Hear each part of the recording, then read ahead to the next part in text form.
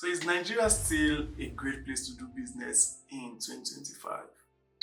If you're like me, you've been worried and perhaps considering investing in Nigeria and you're thinking, is the landscape good for me to invest my money? Well, I've done the hard job for you. I've done the research and I'm here to present them to you as your humble servant, of course. So, away from the noise, anyways, away from the Afrobeat music, your whiskey, Burna Boy, the video, away from all of that, away from the banter between Nigeria and Ghana, who makes the best jollof rice, away from all of that. As an investor, you're thinking, is this landscape still good for me? Do I really want to put my money in Nigeria at the moment? Now, Nigeria has about 200 million people. That is a massive market for anybody that is serious into investment, right? So 200 million people rings a bell into your head. I'm like, wow, that is a massive market. And gladly, Nigeria also has an average age of 18.3% according to Statista, which means that Nigeria is largely a youthful population, which means a very young and growing population, which means a lot of people would be able to explore that opportunity. But hold on, why are investors still scared or skeptical of investing in Nigeria? And should you be skeptical of investing in Nigeria in 2025? Now, one of the sad news right now is Nigeria has an headline inflation of about 23.71%, where housing, transport, food are the major contribution to this inflationary figures I just mentioned to you, which is 20.71%. So from a country where the minimum wage is 70,000 naira and you have a very high inflation figure, there's little or less nothing for an average person to invest their money with, right? So it means that it's quite a struggling situation because the minimum wage is at 70,000 naira, which is barely enough to really get by for an average Nigerian, right? So it's really scary.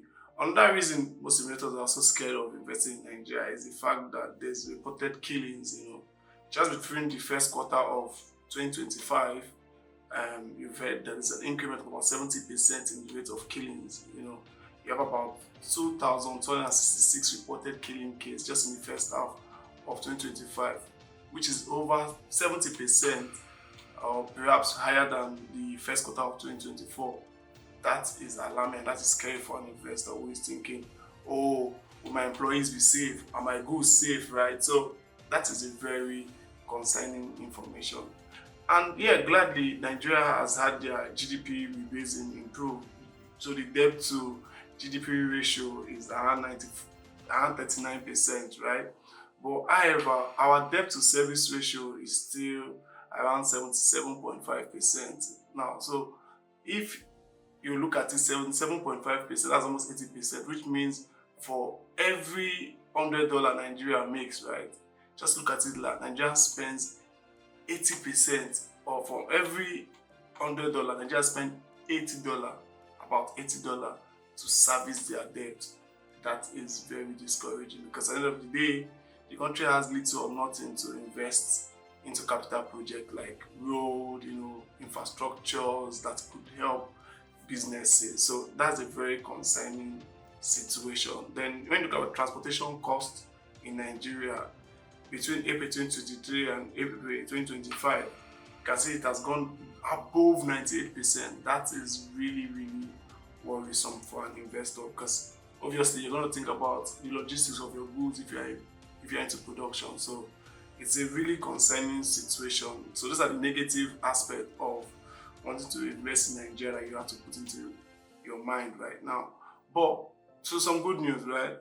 Due to the GDP rebasing for Nigeria from 2010 to 2019, right? Let's just say Nigeria decided to use a different ruler to measure how the economy is faring. So the GDP based on that rebasing is now around 372 trillion naira, which is very, very impressive, which means Nigeria has a very large GDP, that can accommodate a lot of people and, it means the country is making a lot of money.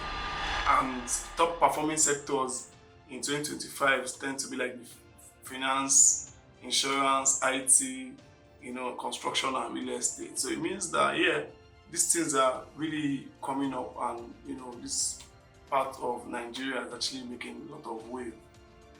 However, the CBN too has also been able to infuse a lot of money into the Nigerian system to make sure that there's a very good balance for the difference in the dollar, because we have the black market and the official figure, which has a lot of disparities before, but the gap has been narrowed a lot by the CBN putting a lot of money in to try and stabilize the naira. So that's a good one from the CBN, which means that they are trying to make sure the economy is quite very stable, and that has paid off. I've seen a lot of investors coming into Nigeria at the moment. Sadly, that still leads to a very high foreign portfolio investment, which has to just do with people just investing in maybe capital market, treasury bills and the rest. But the real foreign direct investment is still quite on the low side, less than 10%. Although it's still way better than where it was before, at least for now. It means the confidence level of foreign investors are getting higher.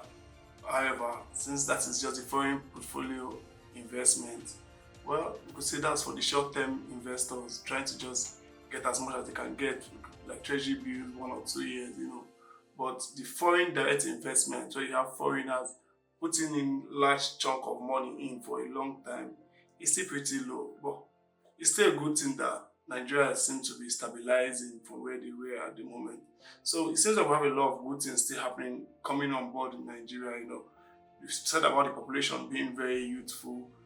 Based on statistics, you find that there's still a lot of people that are still not even having access to the internet, which means that any business that's to do with the internet, because it's constantly increasing, you would likely be able to make it in Nigeria. Away from all of that, let's now go into business ideas that we think can make it based on this system, right? Talk of agriculture. Agriculture forms a major part of our GDP, which means that if you are still investing in anything that's to do with agriculture, from food processing to harvesting to, mechanical farming, mining of raw materials, or anything that has to do with just farming or perhaps agriculture, animals and the rest, you are likely going to still make it in Nigeria, because trust me, you have 200 million people. There still have to be some form of food for them, and if you're going to even export them, which is even better. Nigeria has a very large market for you to export outside. Now, other sectors that we'll be looking at that could make it quickly is the educational sector.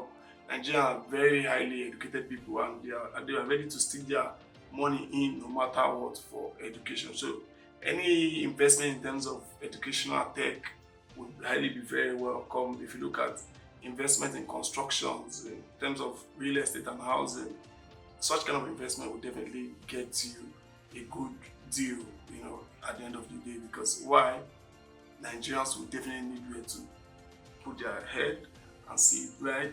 So now let's go to the answer of this question right now. Is Nigeria still a good place to do business based on all of the things I've said so far? Honestly, it's a yes and a no. Now, if you're a short-term investor at the moment, well, I would say it's not really a good place for you to invest at the moment. If you're a short-term investor that is not so risk averse. But if you are risk averse and you're ready to take a big risk and you're in for the long term, not for the short term, because Nigeria, you need to have a lot of shock, for you to be able to, invest in Nigeria. There's going to be a lot of shockers over there. You have to keep beside you, because you're going to go through a lot of challenges, from registration issues, from just policies and the rest. It can be very cumbersome. Thankfully, the federal government has also been able to conclude and at least make sure that all the tax system in Nigeria are now found in one law, so which makes things a little bit easier. That's a very encouraging situation there, because Before now, it was really cumbersome to deal with this tax, that tax in different laws and different tax bodies. But right now, there seems to be just only one tax body and just one particular law dealing with all of this tax, which makes it a little bit less cumbersome, and that's very good for business.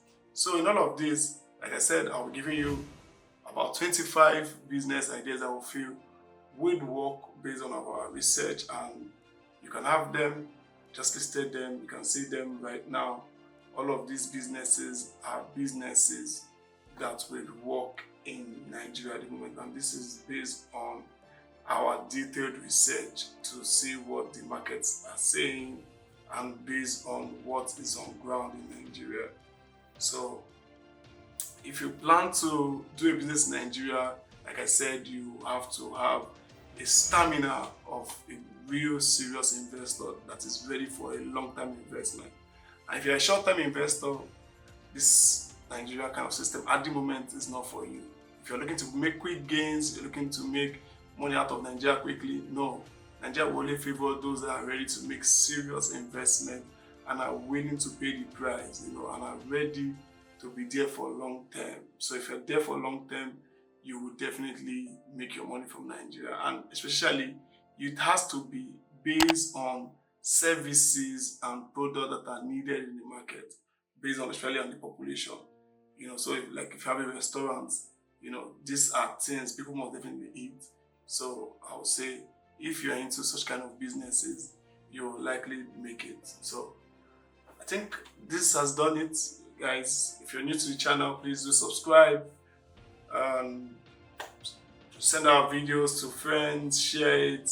Would appreciate it. Please let us know if you have any topics you want us to look into, make research for you. We're willing to do that. Don't forget, subscribe. See you some other time. Bye.